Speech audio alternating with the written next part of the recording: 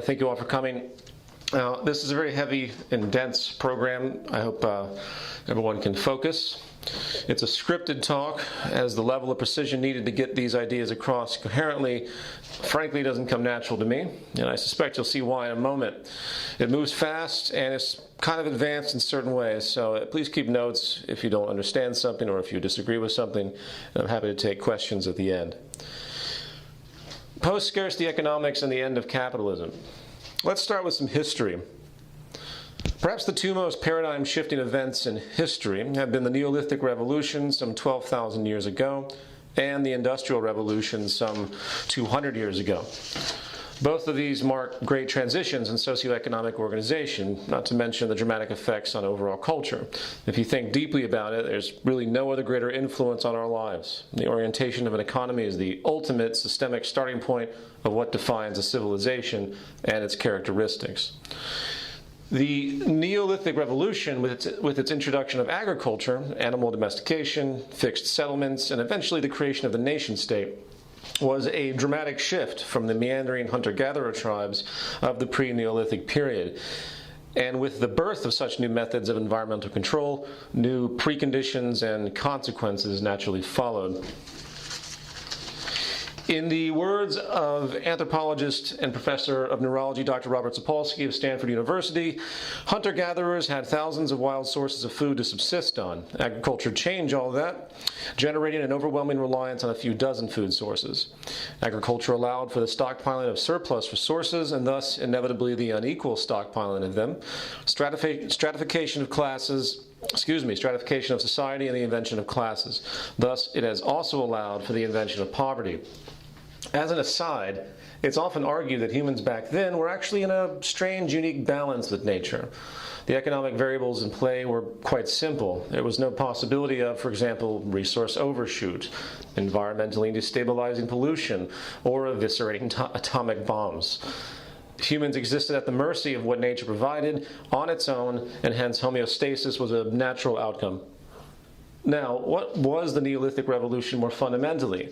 It was, of course, really a technological revolution, something everybody in this room is familiar with.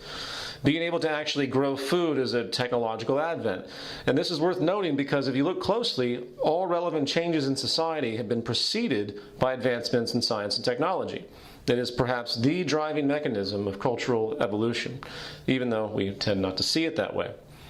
For example, if you look at the long history of abject slavery, you will notice that alleviation of this age-old institution happened more or less in tandem with the application of improved labor technologies.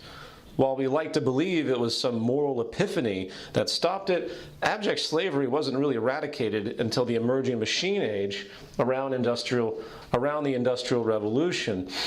Even today, the most oppressed and exploited in global society, such as the 27 million people who are still locked into ancient systems of debt bondage and subjugation, along with the hundreds of millions working in inhumane sweatshop conditions, they all exist in regions marked by low technological capacity. Something to think about. Now, this is an important chart, and as it shows, average historical incomes, which are found to be deeply correlated to technological progress, of course, went pretty much nowhere for the 11 to 12,000 years following the Neolithic Revolution. In the words of economic historian Gregory Clark, the average person in the world of 1800 was no better off than the average person of 100,000 BC. Indeed, in 1800, the bulk of the world's population was poorer than their remote ancestors. The lucky denizens of wealthy societies, such as 18th century England or the Netherlands, managed the material lifestyle equivalent to that of the Stone Age.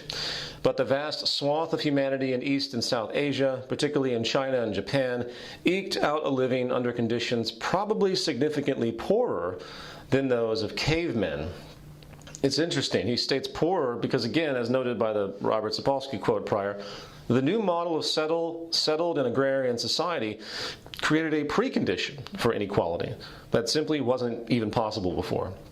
The Neolithic Revolution, while of course helping certain pockets of society, actually hurt other pockets, effectively creating economic classes, something we still deal with today. Now, this long period of minimal progress has been termed the Malthusian trap. only to be broken by what is called now the Great Divergence by many, marked essentially by the Industrial Revolution in Europe around the late 19th century. The Malthusian trap is named after a man named Thomas Malthus, an economist born in 1766. He is considered one of the foundational classical economic philosophers, alongside people like John Locke and Adam Smith and David Ricardo. Malthus's conclusions are pretty simple. All life-supporting resources, namely food production, increase only at an arithmetic rate, while human population increases at a geometric rate. Therefore, population growth will always outpace the means of survival. So, in short, the Malthusian trap is an ebb and flow between population and income. Income, the means of survival. When income increased, the population would reproduce faster and eventually overshoot resource production, resulting in die-offs. Once the die-offs occur, the process would cycle again, locking society into a fairly static condition of population growth and die-offs. There simply wasn't enough economic efficiency to break the pattern for a long, long time. It's interesting to note that Malthus even went so far to suggest that any attempts to alleviate poverty, such as programs attempted by state government like we see today, they should end. He considered the existence and fatality of the poor as a law of nature, and hence there would always be a subculture in the human species that must constantly die off for the greater good. And this observation was embraced by all the classical economists of his time. If you read Adam Smith, Ricardo, and their predecessors, this presupposition is built directly into their economic perspectives. And it makes sense, honestly, because this is exactly what they experienced. And of course, when Charles Darwin alluded to his ever misunderstood social Darwinism phenomenon in evolution, these perspectives were further reinforced, justifying not only the acceptance of large-scale inequality and poverty, but also wars of conquest, imperialism, and subjugation. However, around the late 19th century, something very dramatic happened, something human society has still been unable to fully grasp as far as implications. The Malthusian trap was broken. Historians are still not exactly sure what happened, probably related to oil, but a staggering and rapid increase in productivity and resulting incomes and population took hold. And this started the Great Divergence, and it is where we are today. We are in the midst of one of the most dramatic shifts in human productive capacity in history, and it appears to be just the beginning.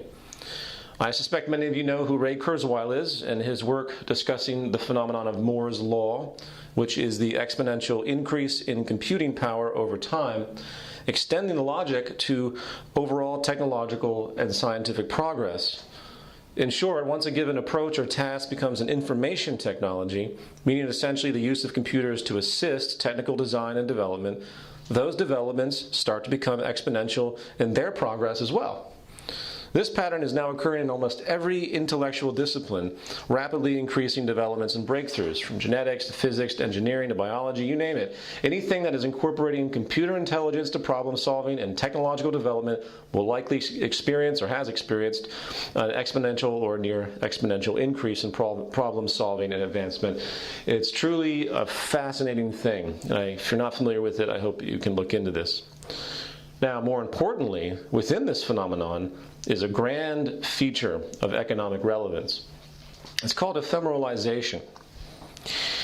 It's a term coined by R. Buckminster Fuller, and in short, ephemeralization has to do with the fact that we can do more and more and more with less and less and less.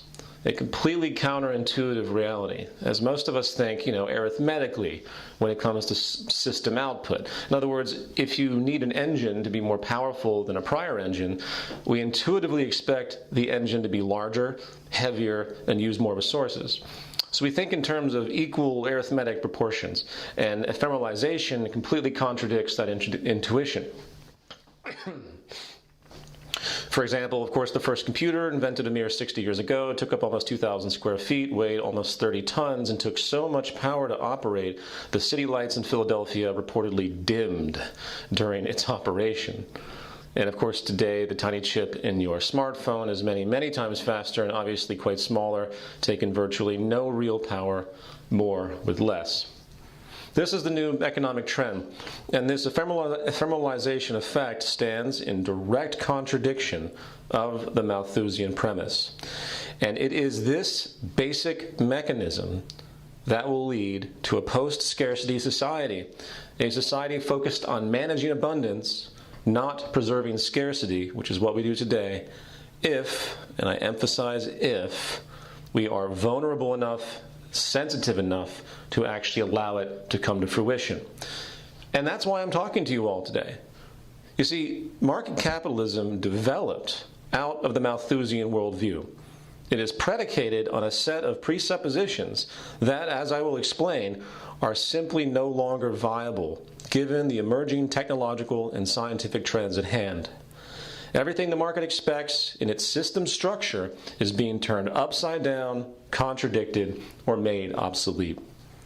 The problem at hand today is that we have a system clash, and the longer the outdated assumptions and related archaic practices of capitalism persist, all the current amazing trends of technological innovation will, in the long run, I'm not saying there aren't temporal advancements here that help certain people in certain pockets, but in the long run, will merely assist speeding up the destruction of the planet while increasing domestic and global conflict and general destabilization. All of which, however, before I go into all that, we need to talk about systems, something we humans intuitively have a really hard time with. System behavior. System behavior is by definition output behavior that is unpredicted by the behavior of its parts, taken separately. This is a very profound understanding. It's utterly counter to our intuition and our five-sense reality. We assume our behavior and intention stands on its own, for example. And if we mean well in this system, then we can't possibly be part of something hurting others or something that's destructive to the planet. The truth is that we're involved in a larger order economic framework, and that framework has its own structural logic. This is why statistical analysis and the scientific method have become so critical to our progress in the last century. We can see through the clouds now and all the illusions that our limited perception and small brains create. For example, I don't think anyone here in Los Angeles wishes for there to be over 80,000 homeless people here on the streets every single night. Yet every day people go to their jobs and with the best of intentions on average, participate in a system that creates and tacitly supports the existence of those 80,000 homeless people. It is a system consequence, and it has nothing to do with your intention. In fact, there's a huge spectrum of system outputs that no one intends, and classical economic theory conveniently embraces them in the term externality. Externalities are outcomes that result from the economic system but are not taken into account by the economic system and hence are outside of the system's comprehension. They're just ignored. Notable modern externalities include pollution, climate change, technological unemployment, poverty, resource overshoot, biodiversity destruction, irreversible scarcity, wealth inequality, and even public health itself. That's right.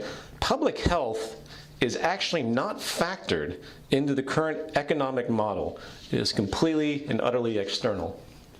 So the market system has no structural responsibility to ensure anyone's well-being. We simply assume the system will output the desired result, which, as I will describe at length, is actually not at all what the system is doing, especially at this stage of its evolution, as we have been out of the Malthusian period that it was born from for a very long time. The truth is that this system is now making, on the whole, on average, in the long run, and will continue to do so, it is making society sicker at an increasing rate and destroying the environment. Now, since the market system itself has no mechanism to resolve its own negative byproducts, society has been conditioned to assume that such external issues, again, such as inequality, poverty, pollution, and the like, these must be moral problems. They must be ethical problems, right? It isn't the system, it's the people. This is the most prevalent delusion we hear today throughout basic traditional economic theory and, of course, the general media, this very truncated view of causality. So apparently now we're supposed to have a green market economy led by social entrepreneurs encouraging consumers to use their purchases to vote out abusive labor practices and inhumanity. We've heard all this stuff. It assumes that a sustainable and humane economy is simply a matter of moral focus, and as stated, nothing could be further from the truth. It isn't about your intentions. It is about what the system is programmed to do. And the market system, which was cultivated during a very low energy, highly arduous, hideously elitist, and stratified period during the Malthusian trap, is not going to change its built-in structural logic and outcomes just because people think they mean well and are being ethical within it. Now, so that's stated, let's now take a deeper look at the actual structure of this Malthusian system we call the market economy, and why modern pressures and conditions are now pushing this system to complete and utter social destruction.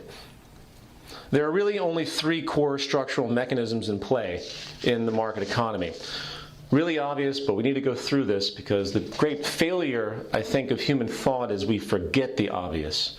The most profound understandings, I really believe, are the most obvious in front of us. We just get diluted and we forget the most obvious stuff. Anyway, enough of that.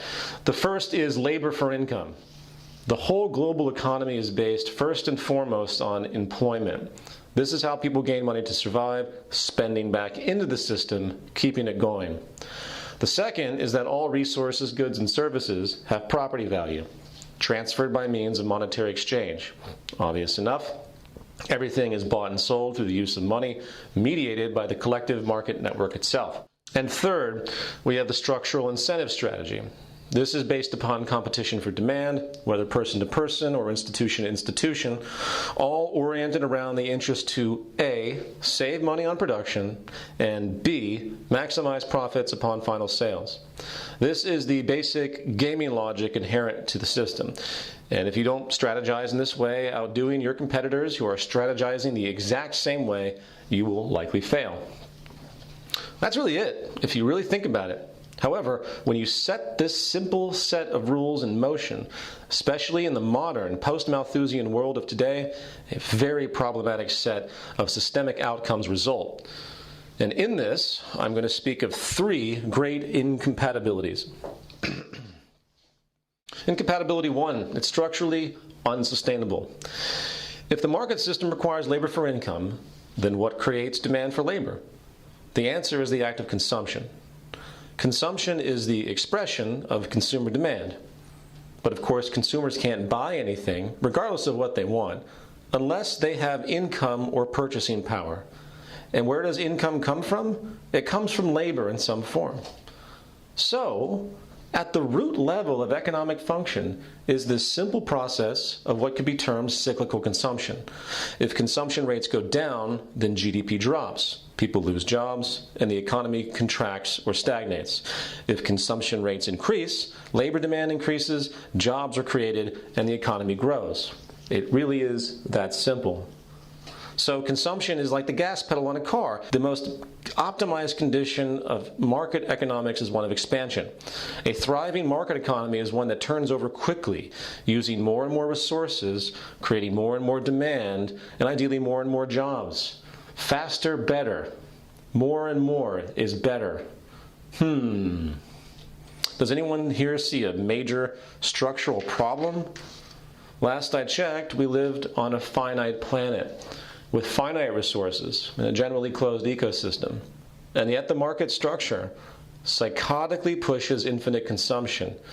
In fact, punishing any acts of conservation, sustainability, or true technical efficiency, because those that do care are going to suffer in their acquisition of market share.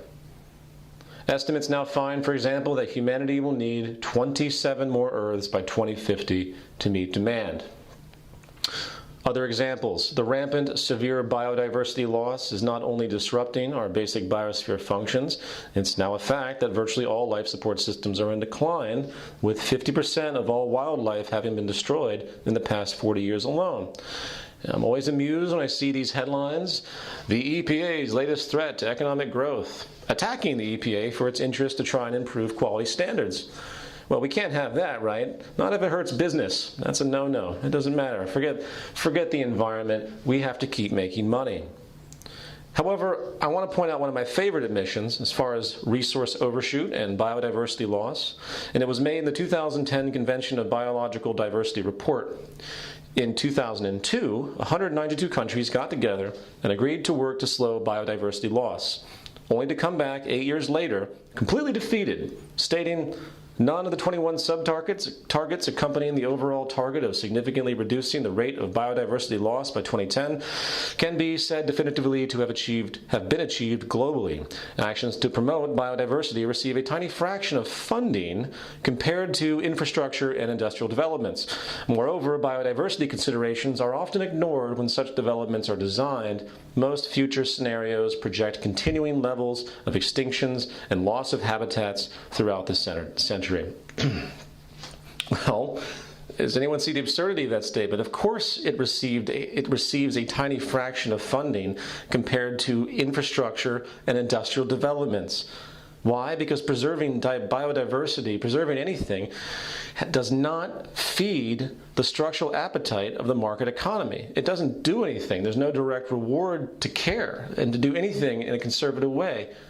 We don't want to preserve resources in the market. We don't want to preserve habitats, solve problems, or reduce, obviously, we don't want to reduce consumption in general. It is antithesis of what the market needs. So returning back to my historical context, and this is important because I get this question a lot, why is this occurring now? We hear this argument, it's frequent, it says, well, we used to have a good market. We see the market over in this country doing much better. We lose the synergy and the evolution of what's happened over time. The market has changed. It actually behaves in a different way across the world through different synergetic aspects.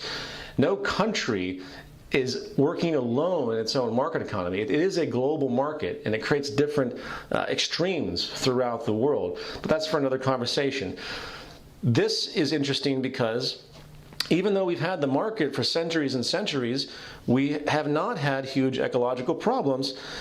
And why is that? Well, it's really obvious, because before the Great Divergence, there simply wasn't enough productive efficiency to allow for this characteristic to express itself. 300 years ago, a shoemaker could produce maybe a few pairs of decent quality shoes a day. Today, a common automated shoe factory can produce a pair every 30 seconds, or about 4,000 a day. See, the market can't understand all this productivity and efficiency. It's causing a kind of systemic malfunction. And to compensate for this, all sorts of neurotic system perversions have been made to try and re-emphasize the scarcity worldview. Because again, this is a Malthusian-based economic structure. For example, planned obsolescence. Planned obsolescence is the calculated withholding of efficiency to assure repeat purchases, and this technique can even be found in old industrial design textbooks, even though no one likes to talk about it. When Apple Computer plans for its new line of fetish technology, it does so by doing an analysis of how many times it can get the public to buy the same products from them over and over again, with planned stages of release and various developments. They're thinking way ahead. It's marketing. And in a world where we are now using the world's resources, the annual output of the world's resources in 8 months, do you think it's wise to strategically design goods to break down or become obsolete as fast as possible?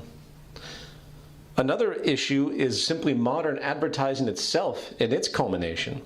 In the early 20th century, the application of new machine technology was further increasing industrial productivity in an unprecedented way, again extending this great divergence, and it was quickly realized that production surplus was now outpacing existing demand. Early American society was very puritanical in a sense. They did not have some overarching consumption need like we do today. So, people like Edward Bernays were brought in by industry leaders to literally change American culture. This process was based not on informing the public of the utility of a new product, but to manipulate one's social nature to think they needed the item to gain acceptance and have status. And it worked. An ethic of overt consumerism linking people's identity to their property and status has been an enormously successful social engineering program. Today, people in America consume twice as much per capita as they did before World War II. They work more hours and they have enormous amounts of consumer debt. Not to mention, companies spend more money today on advertising a good than the actual creation of it. That, in and of itself, blows my mind. If you really think about the ramifications of that, it alludes to a powerful distortion. And as an aside, I find it amusing when I read this kind of free market behavioral theories, such as the notion of the rational and informed consumer. Rational and informed consumer? Advertising's grand success comes from deliberately misleading the public, focusing on irrational and impulsive weaknesses common to human psychology. Anyway, these are just some of the distorted ways the system has tried to adapt to the rapid rise in productivity and abundance. Today, this neurotic condition can be summarized by one simple paradox. The market justifies its existence by the recognition of the need to manage scarcity, but due to its structural mechanics, these ancient structural mechanics, it actually promotes and rewards infinite consumption. It is a giant black hole, and it will never stop, and it doesn't matter what your intentions are. And this leads me to the second great incompatibility. Technological unemployment. This one's a lot of fun. I was asked recently in an interview what I thought about the $15 an hour minimum wage raise proposal, the fast food raise, as it's been called.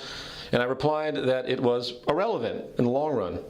And the interviewer was quite confused and actually got kind of indignant. They expected me to, jump on board.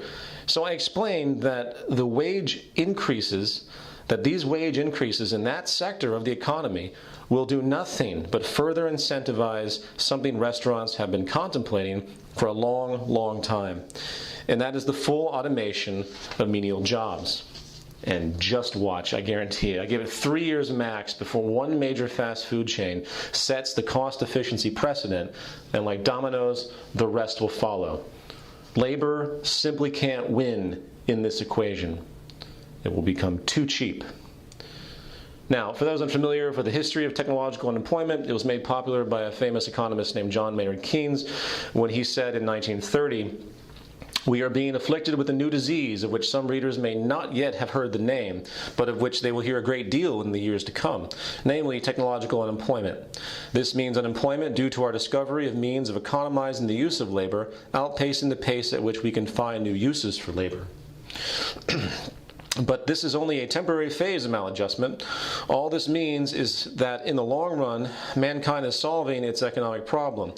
It will all happen gradually. We shall endeavor to spread the bread thin on the butter to make what work there is still to be done to be as widely shared as possible, sharing work. 3-hour shifts or a 15-hour work week may put off the problem for a great while. Now, his comments on this are quite vague, really. But they appear to suggest, or they set the seed for two major historical fallacies regarding this issue.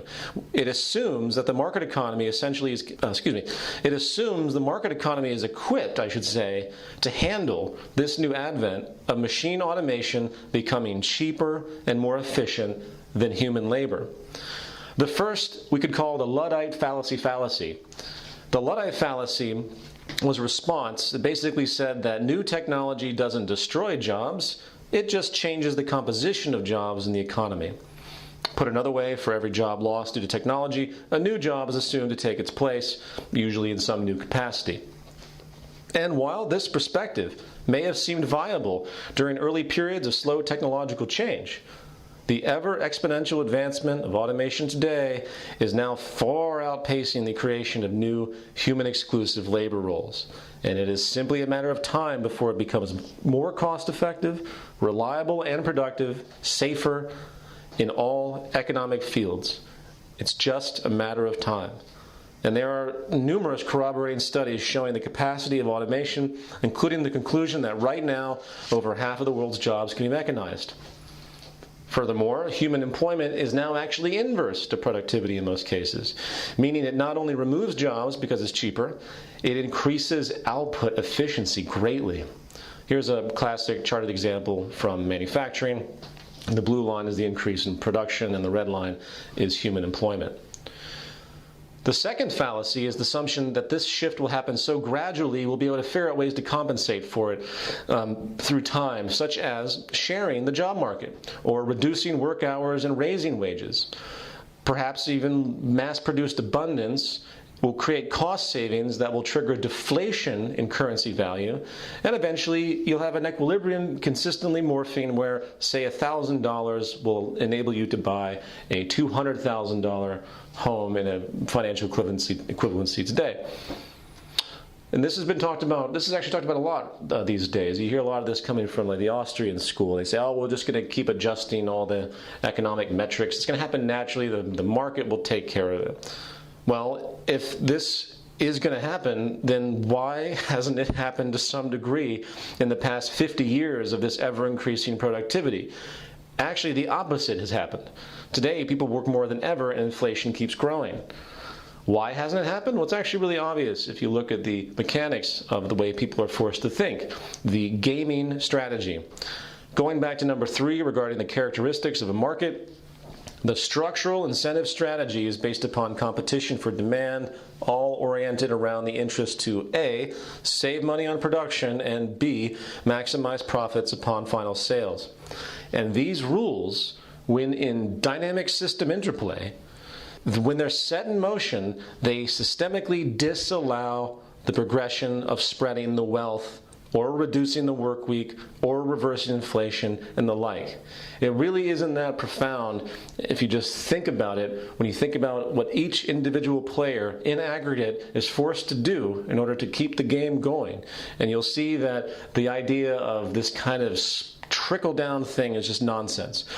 For example, when a company like Amazon.com decides to automate its distribution center, removing human labors, it does so in order to save money and increase profits, right? Yes. Now, it might reduce its fees to some effect, and it might even pay some of the other employees a little bit more. But the truth, really, is that they do this to simply be competitive against other producers in whatever way they need to keep going. The gaming logic has nothing to do with any kind of altruism. It has to do with how they can continue to maintain increased profits, high cost efficiency, or low input costs.